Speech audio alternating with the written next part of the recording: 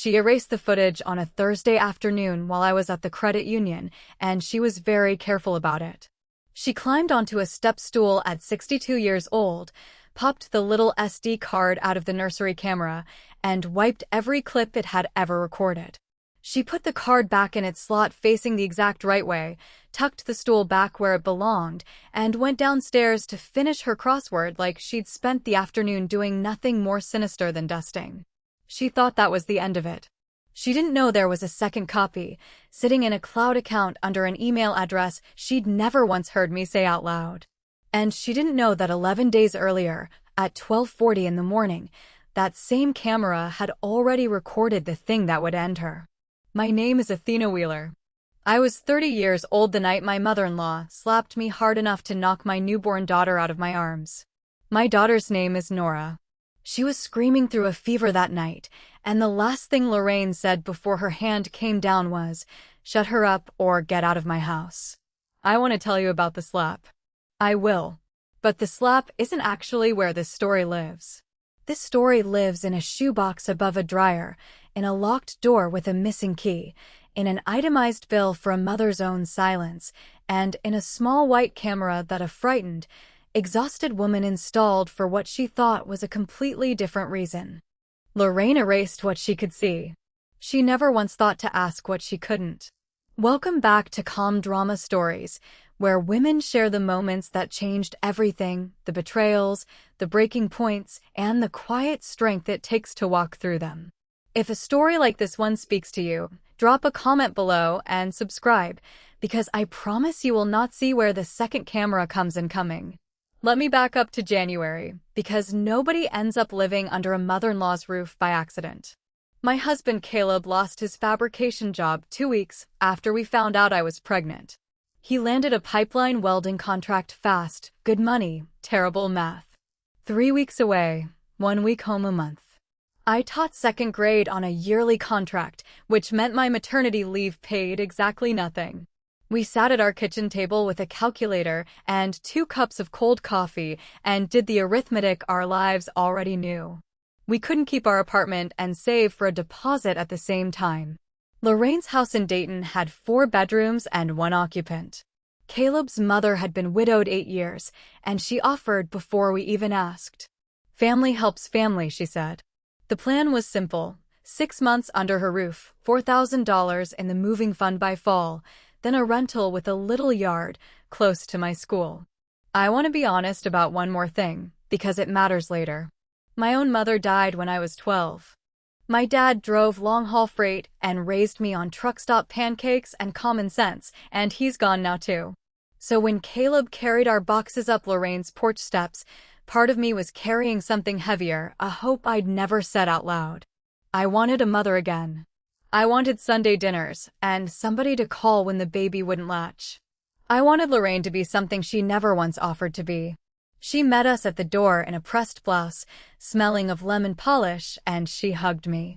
I remember thinking her house was the cleanest place I'd ever stood in, the kind of clean that feels like a warning if you're paying attention, and I wasn't, not yet. That was the last hug that didn't cost me anything. Nora arrived the first week of March, 7 pounds even, with Caleb's chin and a cry that could strip paint. For about 4 days, I believed I was lucky. Then the help started helping itself to my daughter, one small correction at a time, a bottle poured out and remade, her way, a feeding time rewritten on a magnetic pad on the fridge in handwriting that wasn't mine. I didn't know yet that a woman who erases things carefully is a woman who's done it before. I didn't know yet that somewhere in this house was a second copy of everything she'd ever tried to make disappear. I just knew the cleanest house I'd ever stood in didn't feel like safety anymore. It felt like a countdown. Lorraine's house ran on rules the way a church runs on hymns. Nobody voted on them, and everybody stood when told. Shoes off at the door. Laundry on Tuesdays and Fridays, whites separate, and she rewashed anything I folded wrong without a word of complaint, which was somehow worse than complaining. Phone calls happened in the kitchen, on speaker, because people who whisper in their rooms have something to hide. She ironed her napkins. I should have known right then. Nobody irons napkins for a table that isn't also keeping score. I'd pump and label bottles for the fridge, and I'd find them rearranged, some poured down the sink because she made too much again. Lorraine would set one out for a feeding, wait, and then write the exact ounces on that magnetic pad, like she was auditing me. She posted a schedule up there too: feedings, naps, tummy time, all in her looping hand, not mine. When I picked Nora up between the scheduled times, Lorraine would lift her right back out of my arms. "You'll spoil her," she'd say. "Babies need order, not hovering." I tried the polite version of a boundary. I told her I appreciated everything and that I wanted to follow the pediatrician's advice: feed on demand, not by the clock. Lorraine laughed the way you laugh at a child who said something adorable and wrong. "Honey, I raised a son on a schedule and he survived just fine." The strangest part was the language. Alone with me, Nora was our baby, our routine, our house, our rules. But when her church friends dropped by with casseroles, I'd hear her in the front room, low and warm. "My grandbaby. I'm practically raising her, you know, her mother's still learning." I'd stand in the hallway holding my own daughter and feel like a nanny in a house where I paid no rent and had no say. I told myself it was a generational thing. I told myself, 6 months. I was already doing the thing that almost cost Nora everything, translating every red flag into a language I could still live inside. I've since learned I wasn't unusual for feeling that particular kind of unraveling in that particular kind of house. There's a study out of China that followed almost 5,000 new mothers and found that women living with their mothers-in-law screened positive for postpartum depression at nearly 1.5 times the rate of women living only with their husbands. Nobody handed me that statistic in March. I didn't need it. I could feel it in my chest every time I heard my own daughter called somebody else's grandbaby through a wall. The first Sunday of April, Lorraine's sister Carol came for dinner, all perfume and opinions, the two of them trading neighborhood news over pot roast. I mentioned the family across the street. The wife had moved out that winter, and I said gently I hoped she was okay, that people don't leave good marriages for no reason. The table went still. Lorraine set her fork and knife down on either side of her plate, precise as a surgeon, and looked at me the way you look at a stain. A good mother knows how to keep quiet. That was the whole sermon. Carol nodded into her sweet tea like scripture had been read. I remember the heat crawling up my neck, and I remember saying nothing, which felt at the time like keeping the peace and feels now, looking back, like practice, like she was training something in me on purpose, one dinner at a time. That night I lay in bed listening to the television murmur downstairs, Nora's bassinet an arm's length away, and I did the math I did every night. The moving fund was growing. Caleb would be home in 11 days. 9 more weeks, maybe 10, and we'd be gone, and Lorraine could go back to ironing napkins for an empty table. 9 weeks. I've learned since then that the most expensive thing in my life that spring was the arithmetic I used to talk myself back down, because while I was counting weeks on a calendar, Lorraine was already rewriting a different kind of math entirely. One that had nothing to do with money, and everything to do with how long it would take before nobody in that house believed me anymore. Caleb flew back to the pipeline on a Tuesday, and the house changed temperature before his truck even left the street. I felt it the moment his taillights turned the corner, a kind of pressure drop, the way the air goes still and yellow right before weather turns. That first night alone, Lorraine appeared in my doorway at 10 o'clock, arms already out. "Give her here. You need sleep, and I raised a baby before you were born." I said thank you and no, we were fine. She took Nora anyway, scooped her up mid-sentence, and walked out with her before I'd even finished the word fine. I stood there rehearsing objections to an empty room. I'm not proud of that. I was 3 weeks postpartum, stitched and sleepless, in a house with her name on the deed, and some old, obedient part of me still believed that not making a scene was the same thing as being safe. I woke at 2 in the morning to silence, and the silence was wrong. A new mother's ears learn the difference between quiet and too quiet faster than anything else she'll ever learn. The bassinet was empty. I don't have words for the specific kind of cold that pours through you when you reach into the dark where your baby should be and touch nothing but sheet. I went down the hall. Lorraine's room was at the far end of the second floor, past the nursery, and I knocked once and opened the door without waiting for an answer.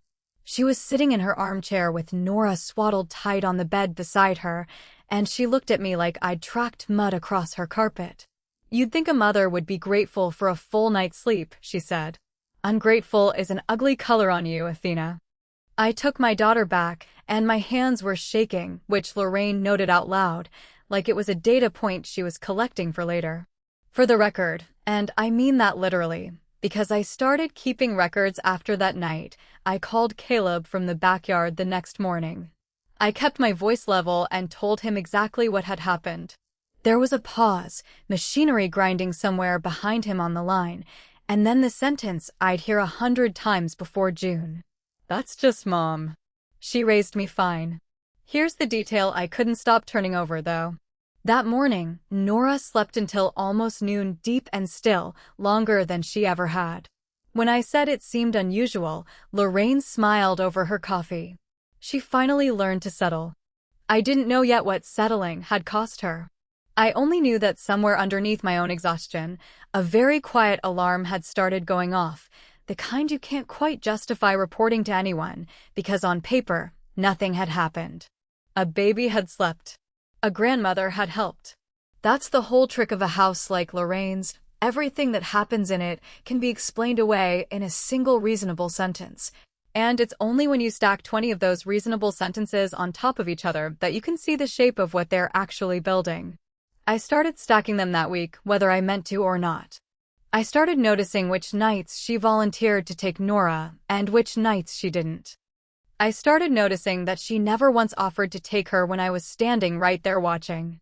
I told myself I was being paranoid, postpartum, hormonal, all the words she'd later use against me herself, which is its own kind of proof, if you think about it. Nobody hands you the exact language they'll use to discredit you unless they've used it before, on someone else, a long time ago. I didn't know about the porch in the snow yet. I didn't know about Dorothy. I only knew that my daughter had come back to me swaddled a little too tight, sleeping a little too hard, and that the woman who'd done it was already, calmly, teaching me not to ask why. In late April, I found the bruise. I was changing Nora before her bath, and there on her left arm sat 3 small marks, oval and neat, like someone had pressed fingertips into bread dough. My stomach dropped straight through the floor of that pretty house. I asked Lorraine directly. No accusation, just the question. She didn't even blink. She wiggled during a diaper change. "You have to hold them firm, or they roll right off the table. You'd know that if you listened." I made a pediatrician appointment for the next morning. Dr. Hartmann looked Nora over, measured and gentle.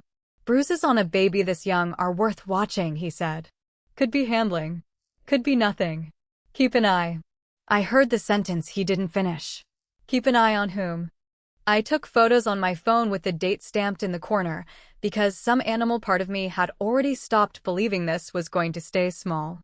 That weekend, while Caleb was on a video call from a motel in Oklahoma, I dug the baby camera out of the shower gift closet, and he walked me through mounting it on the nursery shelf, aimed at the crib and the whole room. He thought it was so I could send him clips of Nora. It half was. The app offered a cloud plan, 30 days of storage for $3 a month, and I signed up under my own email, the one I never use for family things. I couldn't have told you, at the time, why that felt necessary. Instinct doesn't file a report. It just moves your hand. Lorraine watched me test the little white camera from the doorway, arms crossed. "Cameras," she said, "are for people who don't trust family." Then she walked away, and that was the last time she ever mentioned it out loud. She never once asked me to take it down.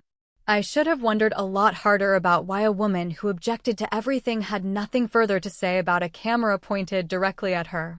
I think about that a lot now, how a nursery camera is supposed to be the most unremarkable object in a baby's room. Nobody buys one thinking it will end up filed as evidence. And yet it happens more than any of us want to believe. Just this year, a British nursery worker was convicted of abusing 21 babies in her care, caught only because a colleague grew suspicious and old footage got pulled. A daycare worker in Florida was arrested this spring after surveillance video showed her throwing, slapping, and kicking children in her care. In every one of those cases, the adult doing the harm assumed the camera either wasn't there, wasn't working, or wasn't something anyone would actually check. Lorraine made the exact same assumption about mine. She was wrong for the exact same reason all of them were wrong. She thought erasing what she could see was the same thing as making it disappear. I didn't know any of that yet, not in April. In April, I only knew that I had 3 fingerprint bruises on my daughter's arm, a doctor telling me to keep an eye, and a woman in the doorway telling me cameras were for people who don't trust family, while never once asking me to take hers down. I want to be honest about something else, because I think it matters for anyone watching this who's standing where I was standing. I didn't install that camera because I decided Lorraine was dangerous. I installed it because I was scared and tired, and I didn't trust my own judgment anymore, and a small red light felt like the only thing in that house that wasn't going to gaslight me. I didn't know I was building a case. I just knew I needed one thing in that room that would remember exactly what happened, the same way, every single time, because I had already stopped being sure I could. That's the part nobody tells you about houses like Lorraine's. Long before anything happens that a court would care about, they've already taught you not to trust your own eyes. The camera wasn't there to catch her. Not yet. It was there to catch me, to prove to myself, later, that I hadn't imagined any of it. Nora's colic arrived in May weather. Every evening from 6 to 10, a crying jag no bottle or bath could touch. The pediatrician said it was common and would pass. Lorraine said it was discipline, and hers was the opinion with a house attached. You pick her up every time she fusses, so she fusses. Let her cry it out. Babies train mothers in this family, apparently, instead of the other way around. I kept doing what my gut and my doctor agreed on. I held my daughter. Then came the Thursday I ran to the store for diaper cream. 20 minutes, Lorraine waving me off the way you shoo a fly.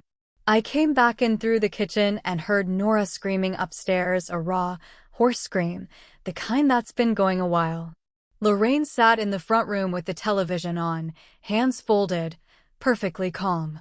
I took the stairs 2 at a time and turned the nursery doorknob, and it didn't turn.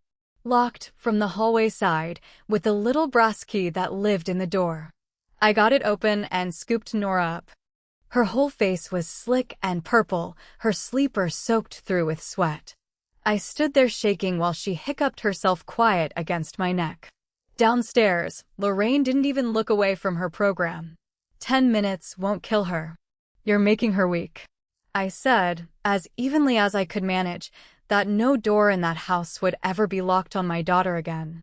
Lorraine smiled at the television like it had told her a joke. 2 days later, I went to check the nursery door, just to reassure myself. The little brass key was gone from the lock. I never found out where it went.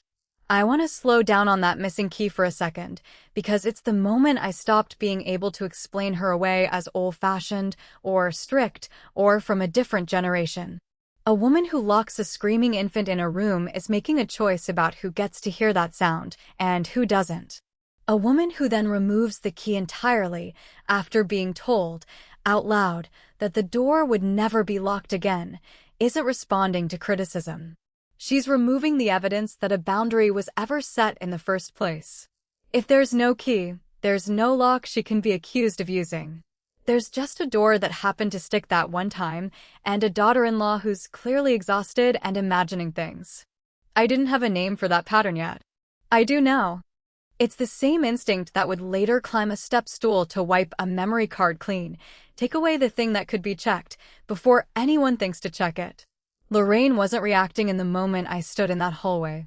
She was managing a future conversation that hadn't happened yet, one where I'd try to tell someone about a locked door, and there'd be nothing left to point to but my own word. That's the part that still sits heaviest with me. Not the locked door itself. Babies survive 10 minutes of crying, and I know that. What sits heaviest is how deliberate the unlocking of it was. She didn't apologize and leave the key in place as a kind of truce.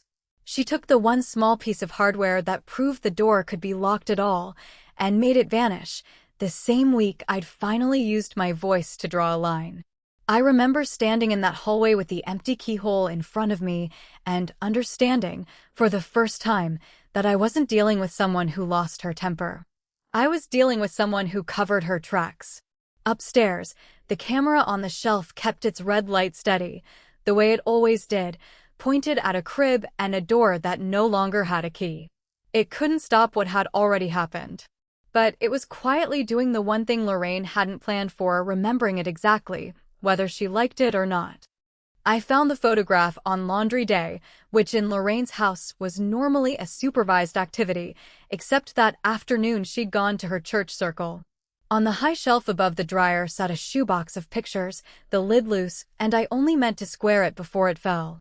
On top was a square photo, gone orange with age. A skinny girl in a wedding lace color, 22 or 23, standing on a porch in the snow next to an older woman with a face like a locked door. The girl was Lorraine. I'd never once seen her look uncertain in my life, and there she was, shoulders curled in, hands folded, standing half a step behind the older woman like a hired girl waiting to be told what to do next. On the back, in faded ink, "First winter in Dorothy's house, 1987. I knew the name from exactly one conversation. Dorothy was Caleb's grandmother, his late father's mother, Lorraine's own mother-in-law. When I'd once asked about her, Caleb had shrugged on the phone. She was a hard woman. Mom never talks about those years. I stood in the laundry room with the dryer thumping and stared at that girl for a long time. Something shifted in my chest that I didn't have a name for yet. Then I heard the front door. Lorraine came around the corner, unwinding her scarf, saw the box, saw the photo in my hand, and her face did something I had never once seen it do. It went white, not angry white, afraid white. She crossed the room in 3 steps and took the photograph out of my fingers, gently, the way you'd take a knife from a toddler, and said, "Some things aren't yours to look at." For one full second, my mother-in-law had looked exactly like prey. I've thought about that second more than almost any other moment in this whole story, because it's the one where I very nearly let myself feel sorry for her instead of afraid of her, and I think that's exactly the trap that photograph was built to spring. Whether Lorraine meant it that way or not. There's a particular kind of woman our culture is very practiced at forgiving the moment we glimpse her own wound. She was hurt first. She didn't know any better. Hurt people hurt people. All of that can be true. None of it changes what fingertip bruises look like on a 9-week-old. I didn't know yet what had actually happened to her on that porch. That part came later, on a rainy Tuesday I'll tell you about soon. In the laundry room that afternoon, I only had a photograph, a date, and a name I'd heard exactly once. But I understood something important standing there with the dryer thumping behind me. Whatever had happened to the girl in that picture, she had grown up to become the woman who wiped bottles clean of my labels, locked a screaming infant behind a door, and removed the key rather than leave a boundary standing. Sympathy for the girl on the porch didn't cancel out what the woman she became was doing to my daughter in real time. I told myself that clearly, on purpose, because I could already feel how easy it would be to let one explain the other away. Lorraine put the photograph back in the box herself that evening, lid seated perfectly square, and set it back on the shelf like nothing had happened. She didn't bring it up again. Neither did I. But something had changed between us in that laundry room. Even if neither of us said it out loud, I had seen, for 1 second, that underneath all that iron napkin composure was a woman who was still, 40 years later, afraid of being caught. I just didn't yet understand what she was so afraid I'd catch her doing next. The camera had a motion alert I mostly ignored, because a nursery generates motion the way a pond generates ripples. But that Wednesday at 3 in the afternoon, I was folding onesies in the basement when my phone buzzed, and for no reason I could defend, I opened the app and watched. Lorraine crossed the nursery to the crib, where Nora had startled awake, crying. Then my mother-in-law grabbed my daughter one-handed, under one armpit, and jerked her up out of the crib, a short, hard yank, the way you'd snatch a purse off a chair, and gave her a single sharp jostle. On the little screen, Nora's head wobbled. My whole body went cold and precise at the same time. I saved the clip. I walked upstairs. I did the thing the books tell you to do, no ambush, no raised voice. I held out the phone and said, This scared me. Look how her head moves. She's too little for that. Lorraine watched it the way you'd watch a commercial. Then she looked up at me, and I promise you, her voice was velvet. A jumpy little video from a camera on a shelf. Honey, you've been off since the birth. Postpartum does things to women. Everyone at church has seen how you hover, how you shake. I'd hate for anyone official to start asking whether you're coping. She handed my phone back and smoothed her skirt. It took me until I was back down the stairs to understand what had just happened. I had shown her my evidence, and she had shown me hers. If this ever left the house, she'd already built the version where I was the dangerous one. She'd been building it for weeks, one comment to one church friend at a time, and I hadn't even noticed the scaffolding going up around me. That Saturday, I decided to send my friend Bree a copy of the clip, so somebody besides me had it. I opened the app in the nursery while Nora napped, and the local folder was empty. Not short. Empty. Weeks of clips gone. I stood on the step stool and checked the little white camera on its shelf, and the SD card sat in its slot too neatly, clicked in the way I never leave it. Every video on it had been wiped. She knew. She'd known for who knows how long. She'd waited for me to leave for the store, or the credit union, climbed up on something at 62 years old, figured out how to pull a memory card, and erased the record. I sat down in the glider with my heart going like a dryer full of shoes, and I almost pulled the camera down and packed it away, because what was the point? Then I looked at the app again.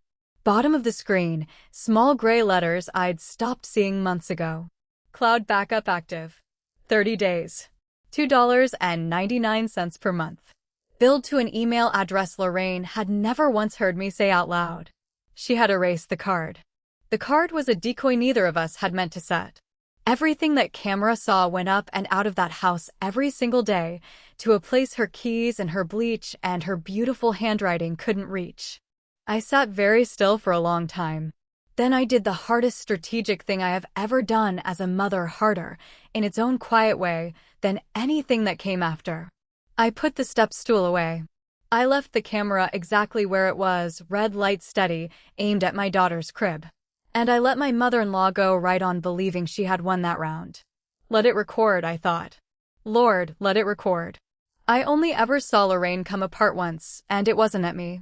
It was a rainy Tuesday night in mid-June, and she'd taken a phone call from someone at church, the granddaughter of one of the circle ladies, I gathered, some young mother who'd up and left her husband's family and taken the babies with her.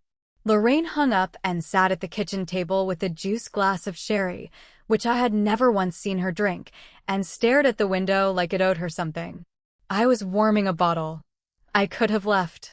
I didn't. Into that quiet, my mother-in-law started talking. Not really to me. The winter Caleb was born, she said, he had colic like Nora's. Screaming from supper time to midnight. And one night, Dorothy, her mother-in-law, the locked door face from the photograph, took hold of my arm, put me out on the back porch in the snow with the baby, and turned the bolt. She stood in the window, level as a weather report, watching me until I figured out how to make him stop. She turned the glass a quarter turn. Nobody came for me. I stayed quiet and I survived. That's how it's done. For one terrible minute, I saw her whole. A 20-something girl on a frozen porch, learning that love in that house was a thing you earned by disappearing, and then spending 40 years passing the lesson down like China. I felt sorry for her.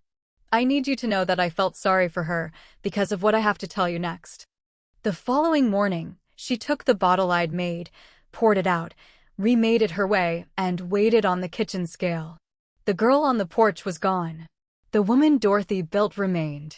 And I kept thinking, if surviving something once gives you the right to pass it on, where does it ever actually end? Then came 2 good weeks, and I let them fool me.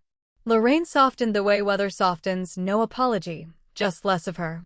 She complimented my casserole. She let a feeding go unweighed. Nora's colic was easing, the way Dr. Hartmann had promised it would. The envelope appeared at my place at the dinner table 3 nights later. Cream-colored, my name in Lorraine's beautiful looping hand, like a wedding invitation. Inside was an itemized bill. Room and board, $300 a month, times 5 months. A line for utilities, rounded up with Christian generosity. $1,750, payable at my convenience, meaning now. I looked up, and she was watching me over her glasses, pleasant as pie. Nothing in this world is free, sweetheart. Family least of all. I called Caleb that night from the backyard, breath fogging even in June, it felt like, and read him the bill line by line. He was 14 hours into a shift, gravel in his voice. She's proud, babe. It's her way. Just pay her, and we'll figure it out. I'll pick up overtime. Just pay her. The moving fund held about $1,500. The bill wanted all of it, plus my next tutoring check. I paid. I stood at the credit union counter and drained the account I'd hidden from her, and the teller asked if I was closing it, and I said, no, leave it open. Leave it open, please. $5 stayed in that account like a pilot light. Here's what I understood on the drive back, gripping the wheel of my $1,900 transmission. Lorraine didn't need our money. Her house was paid off. Her late husband's pension kept her in iron napkins. The bill wasn't income. It was engineering. She wasn't trying to profit off us. She was cutting the rope bridge, plank by plank, and she wanted me to watch each one fall. The call from my school came on a Thursday in the middle of June to the kitchen landline because I'd listed it as backup when my cell was flaky in the spring. I was upstairs, rocking Nora through a nap. Lorraine answered on the second ring, voice like church bells, and I thought nothing of it because thinking nothing of things was the survival skill I'd been practicing all spring. I found out 10 days later by email. The principal was so sorry to hear I wouldn't be returning in the fall. They'd loved having me. The second grade slot had been offered to the long-term sub, and she wished me and the baby every blessing. I read it 4 times, standing in the upstairs hallway. Then I walked down to the kitchen with Nora on my hip and asked Lorraine, very quietly, whether the school had called. She didn't even set down her crossword. Oh, weeks ago. I told them you wouldn't be back. You've got your hands full here. Anyone can see that. The floor tilted. My contract, my classroom, the salary that was going to spring us out of that house, reassigned with 1 sentence, by a woman who then filled in 7 across. You had no right, I said, and my voice stayed low, because Nora was drowsing on my shoulder. Lorraine looked up then, and there was something almost gentle in her face, which was the most frightening version of her I'd met yet. I did you a favor. Your place is here now. A good mother knows where she belongs, and how to keep quiet about it. I want to pause on this one for a second, because it's easy to watch a story like mine and think the danger was always going to be physical, a slap, a bruise, a locked door. But the job was the moment Lorraine stopped needing any of that. She'd figured out something colder and far more effective, that if she controlled my money, she controlled my exits. And she wasn't inventing that playbook out of nowhere. Living with in-laws under financial strain is a genuinely common story in this country right now. More than 4 in 10 American adults say they still rely on a parent or in-law for some kind of financial support. And 1 in 5 adults in their late 20s and early 30s are living with parents or in-laws for exactly the reasons Caleb and I moved in with Lorraine in the first place. None of that is shameful. It's just math, the same math we'd done at our kitchen table in January. What Lorraine understood, and what I didn't yet, was that the same math that gets a family through a hard year can be weaponized by the one person controlling the roof over your head. That night, I texted Bree with my thumb over Nora's sleeping bag. 6 weeks just became 12. I don't think I have 12. I didn't know yet how right I was, or how wrong. I had far less than 12 weeks left in that house. I had 11 days. But I also didn't know something else yet. Something that would matter more than the job, more than the bill, more than any of it. Lorraine had taken my income, my classroom, and the last of my leverage in one phone call I never even got to have. What she hadn't taken, because she didn't know it existed, was the quiet red light on a shelf in the nursery, still uploading everything it saw to an account with my name on it and nobody else's. She'd spent all spring cutting the rope bridge plank by plank. She had no idea I'd already built a second one, out of sight, that she couldn't touch. Nora started fussing at 9 that night, the last Sunday of June, the night of the day Lorraine hosted her circle luncheon.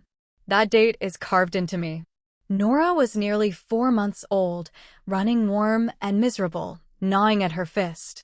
The pediatric nurse line said what they always say: fluids, patience, watch the fever. By midnight, I'd walked 100 laps of the nursery with her on my shoulder. She wasn't crying to be difficult. She was crying the way sick babies cry, high and thin, with a saw's edge in it. Every lap, I whispered into her damp hair, "I know, baby girl. I know." I heard the bedroom door at the end of the hall open at 12:40.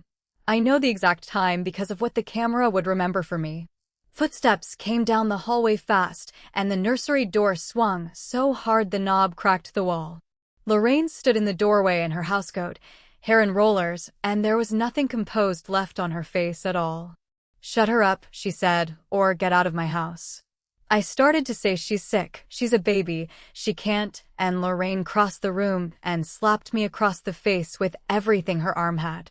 I want to tell you what a slap like that does when you're standing flat-footed with an infant on your shoulder and no warning. The room jerks sideways. Your hip catches the crib rail. Your hand flies up toward your own burning cheek, because a body defends itself before it thinks. And Nora went off my shoulder. There was a sound, small. I will hear it the rest of my life. And then the thing that still wakes me at night, the crying stopped. All of it, all at once. The whole house suddenly, obscenely quiet. My daughter on the hardwood floor in her yellow sleeper, one arm out, not moving. The silence Lorraine had demanded all spring, delivered at last. Above the crib, on the shelf, the little white camera sat with its red light steady. I don't remember picking Nora up.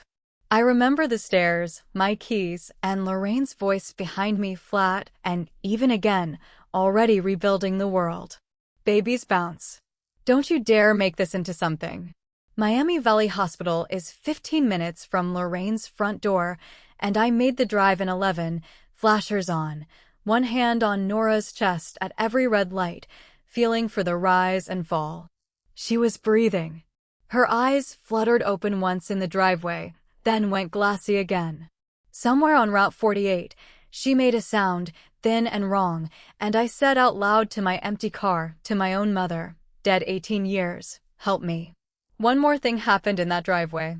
As I buckled the car seat with shaking hands, Lorraine appeared on the porch, arms crossed against the night. Her parting gift followed me across the lawn. Think very carefully about what you tell them. Even then, she was managing the story.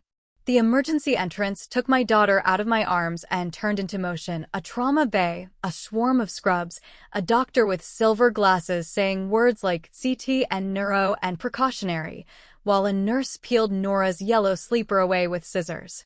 I answered everything. Fell, hardwood, about 4 feet, 12:40. No, she didn't cry after. Yes, her eyes opened once. Then a triage nurse with kind eyes and a clipboard asked the question they're trained to ask. "Who is in the home tonight?" And I heard myself hesitate. After everything, the bruise, the lock, the wiped card, some deep, trained muscle in me still flinched at saying her name to an official stranger. A good mother knows how to keep quiet. That muscle almost outlived my daughter.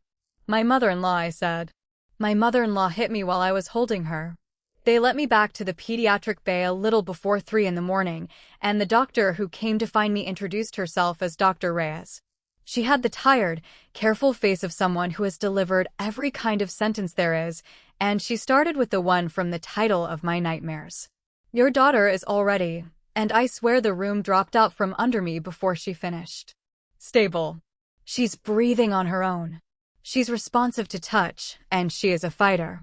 But I need you to sit down, because that's not all we found." Nora had a linear skull fracture and a small bleed beneath it. "Subdural," she said. "Thin, being watched. No surgery expected. 48 hours in the pediatric ICU, then a regular room. Kids her age can come back from this hole," Dr. Reyes said, and I clung to that sentence like a rope. Then she pulled her stool closer. "When a baby comes in with a head injury, the hospital runs a skeletal survey. A full set of x-rays. Every bone." She paused. "Athena, Nora has 2 healing rib fractures. They're 3 to 4 weeks old. Tonight didn't cause them. 3 to 4 weeks. I did the math in one sick heartbeat. The Tuesday clip. The weeks of afternoons I'd spent at tutoring interviews and the credit union while Lorraine had her alone. The Bruise, before that. The hospital was required by law to report suspected abuse. Dr. Reyes was already saying a social worker was coming, that police would be contacted.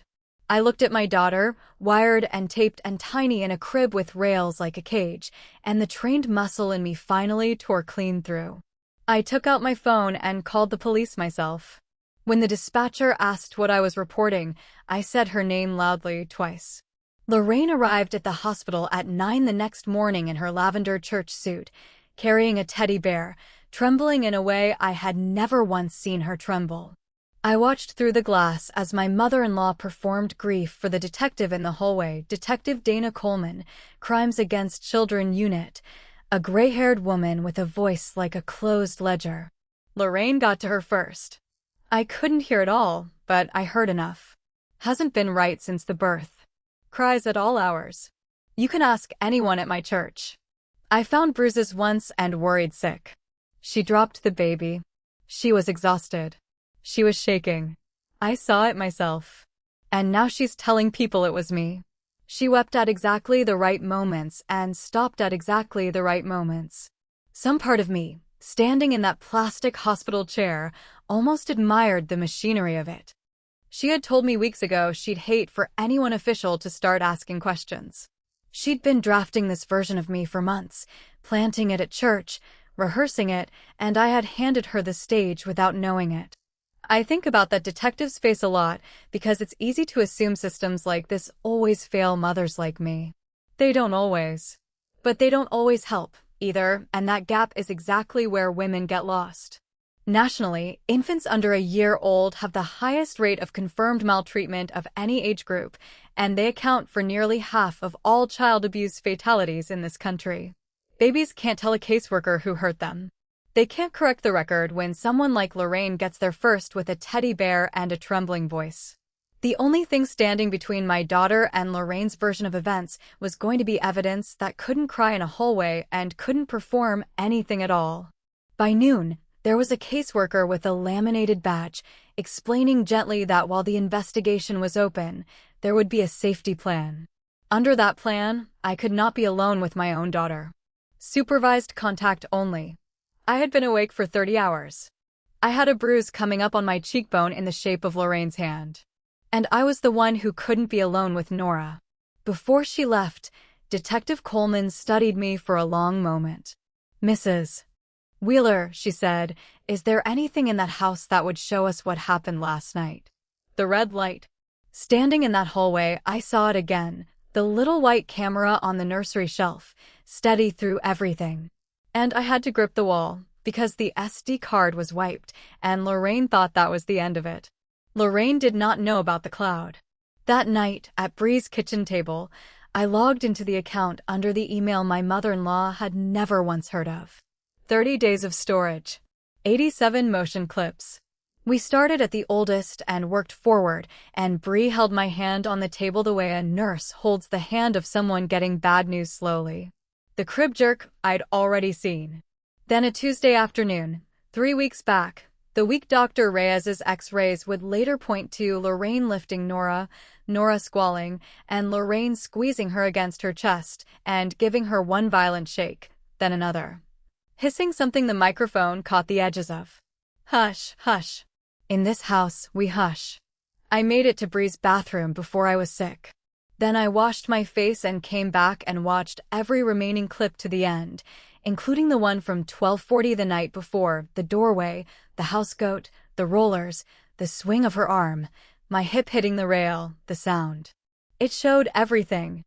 I watched my daughter fall and could not catch her, and I did not look away, because my baby girl was going to need one witness who had seen all of it and stayed standing. Standing in that bathroom doorway, I had made her a promise. Nora would never learn silence from me.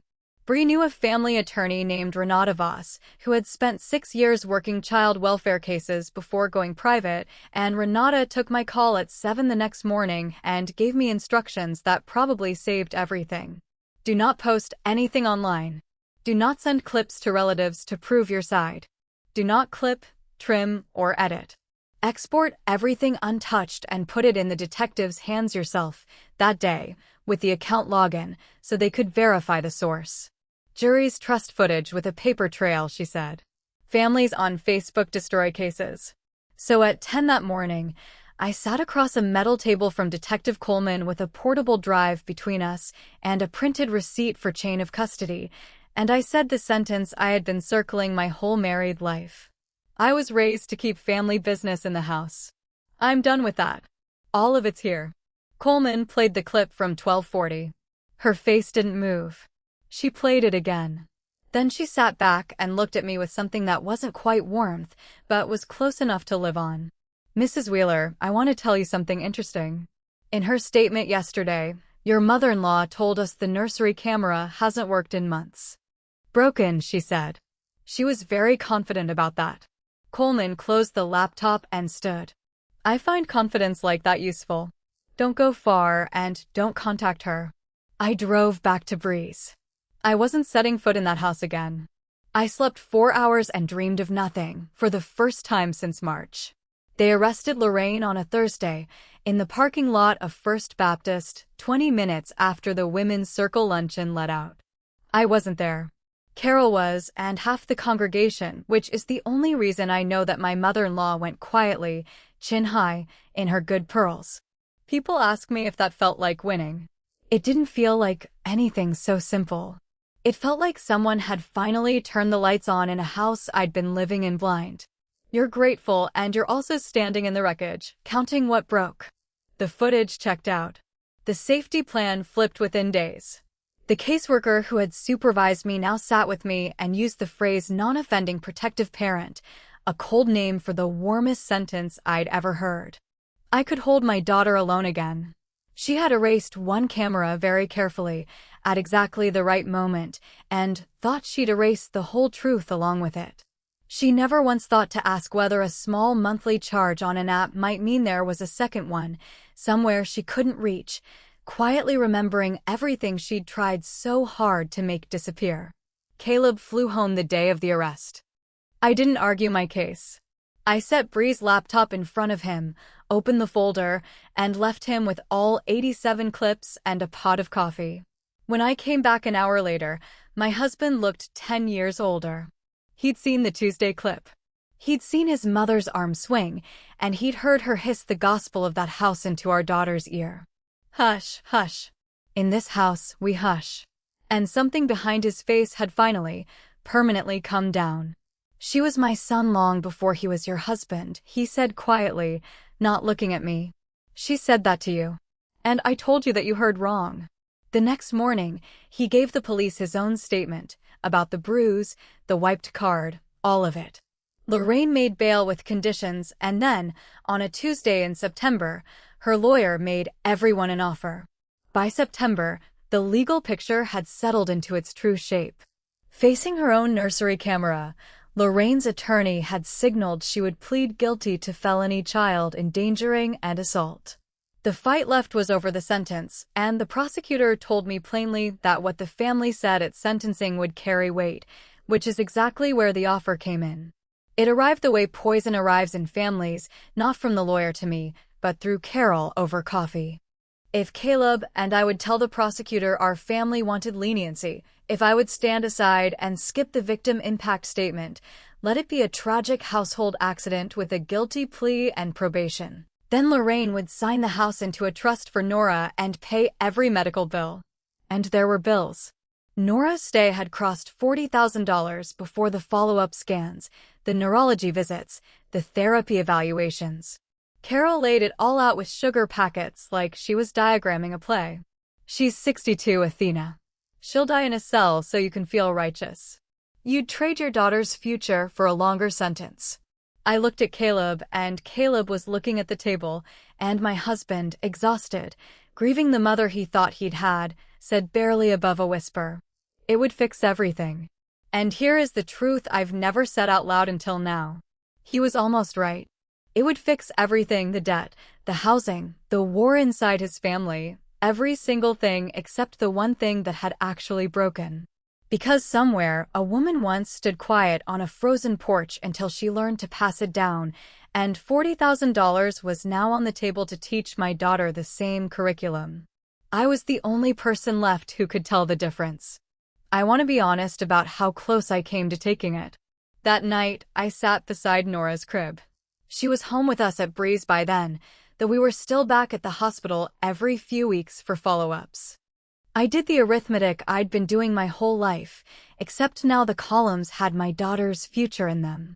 $40,000, gone with his signature.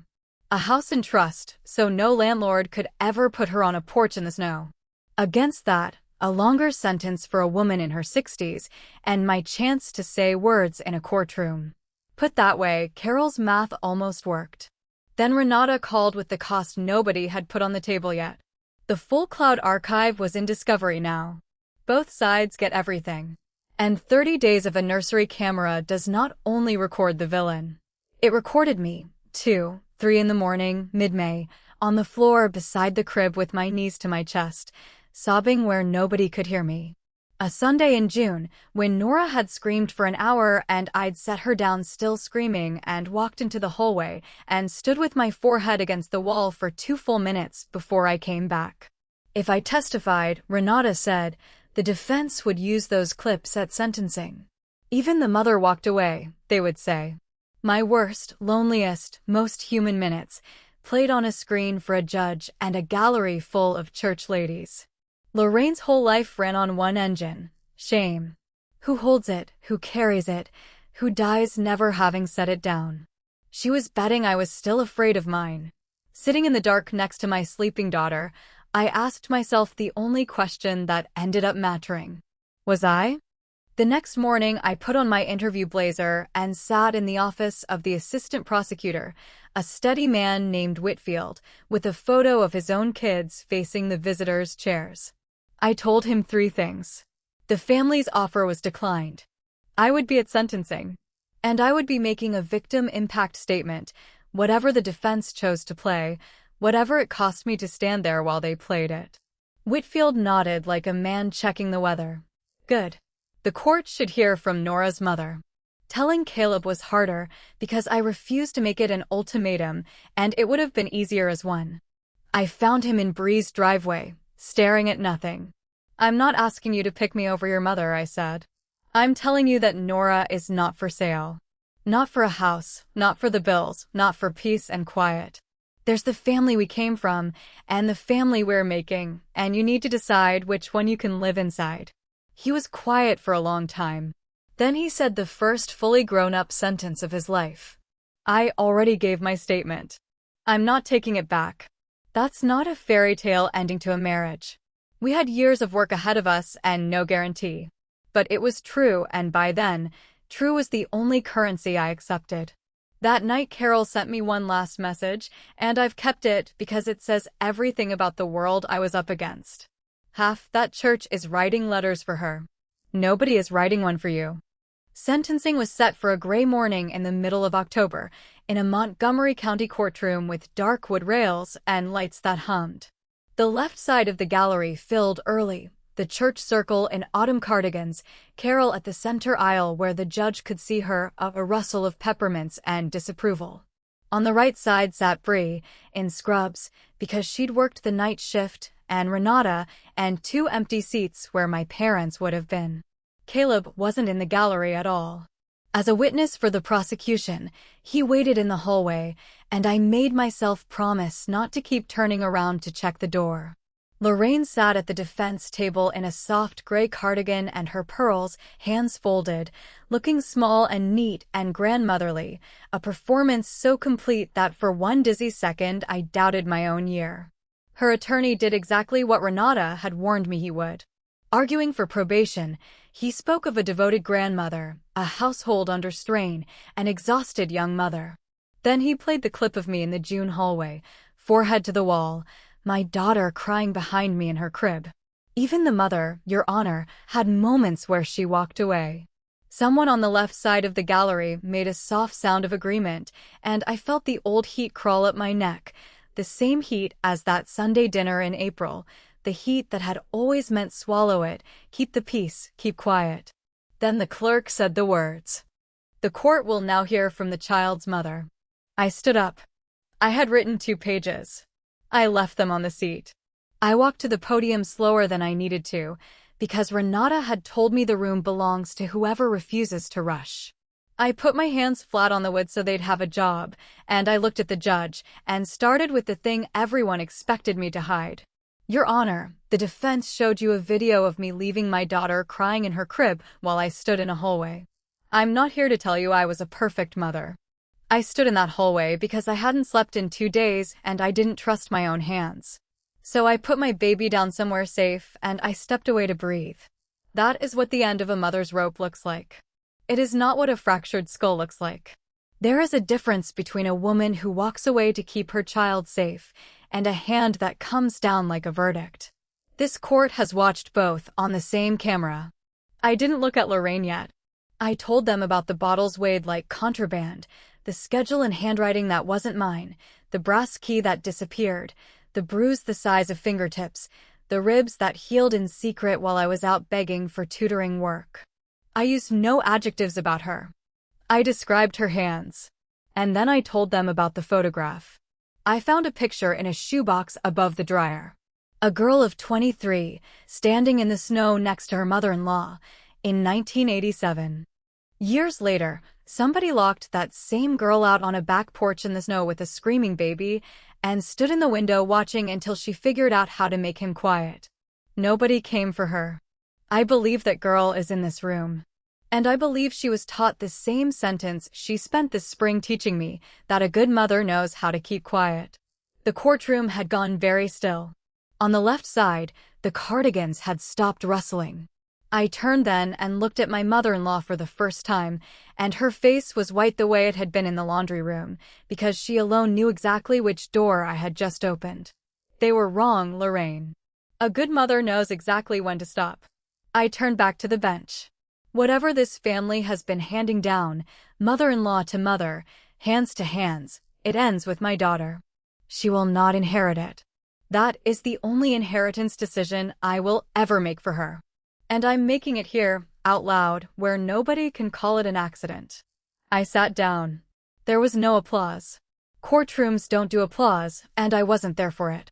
There was only Lorraine, rising halfway out of her chair, saying my name in a voice the gallery had never heard her use, the 1240 voice, the housegoat voice, until her own attorney pulled her down and the gavel came twice. The judge gave her 4 years in state prison, eligibility for judicial release after 2.5, and a no-contact order covering Nora and me for its full term. Outside on the courthouse steps, Caleb was waiting, because a prosecution witness is the last to know how it went. We didn't hug. We weren't there yet. But he was facing me when I came through the doors, and after the year I'd had, a man facing the right direction counted for something. It's January now, and I'm telling you this from a 2-bedroom apartment on the east side of Dayton, with radiators that clank and a second-hand couch, and my name on the lease. Nora is 10 months old. Her last neurology follow-up was clean. The therapist who works on her motor skills is down to visits once a month. Last Tuesday, she pulled herself up on the coffee table and clapped for her own achievement, and Brie and I cheered like it was the Olympics, because in this family, we make noise about our girls. The money is what it is. There was no trust, no settled bills, no house. That was the price tag on my silence, and I left it on the shelf. The hospital's financial office moved most of the balance onto charity care once a very patient caseworker walked me through the forms, and what's left is a payment plan with a number on it. Every month I make that payment and remind myself, debt has a number. Some prices don't. I'm back on a teaching contract for spring semester. Caleb rents a room 10 minutes away, sees a therapist on Thursdays, and shows up every weekend to do the unglamorous shifts, the teething nights, the laundry, the learning. We are rebuilding from the studs, honestly and slowly, and I can't yet tell you which walls go back up. He knows it's not owed to him. That alone tells me the man is under construction. Some of the church ladies still cross the parking lot at the grocery store to avoid me.